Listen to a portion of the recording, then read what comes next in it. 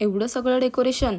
चला सांगते पुढे. सो मी आलेली होती कामशेतला. मी, माझी भाची आणि माझी छोटी मुलगी. मी लोकलनीच आले होते. लोकलचा प्रवास मला खूप जास्त आवडतो आणि छान वाटतं लोकलने प्रवास करायला. सो यावेळेस होतं माझ्याकडे फुलांचं डेकोरेशनचं काम.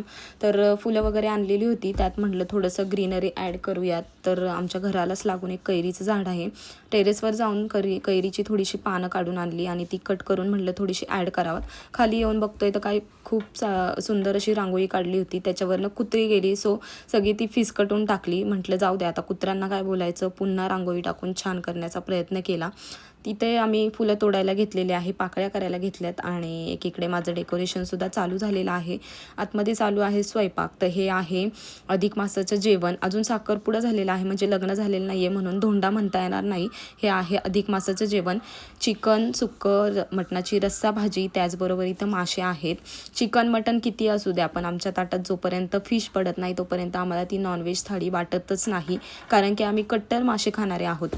सो इथे माझं बाहेरचं डेकोरेशन करून झालेलं आहे आणि डेकोरेशन करत असतानाच अचानक तिथं उंट आलं आणि तो त्याच्या पायातला आवाज, एकदम लहानपणाची आठवण आली जेव्हा आपण उंटावरती बसायचो आणि राईड करायचो. माझ्या मुलीला म्हटलं बस, तर ती घाबरून आतच पळून गेली. फायनली इथे आमचं डेकोरेशन झालेलं आहे आणि थोड्याच वेळात तिथे पाहुणेसुद्धा आले. खूप छान त्यांचं जेवणाचं ताटंसुद्धा आम्ही सजवलेली होती.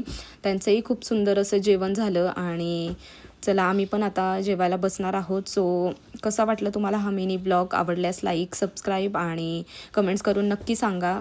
चला भेटूया नेक्स्ट ब्लॉगमध्ये. बाय.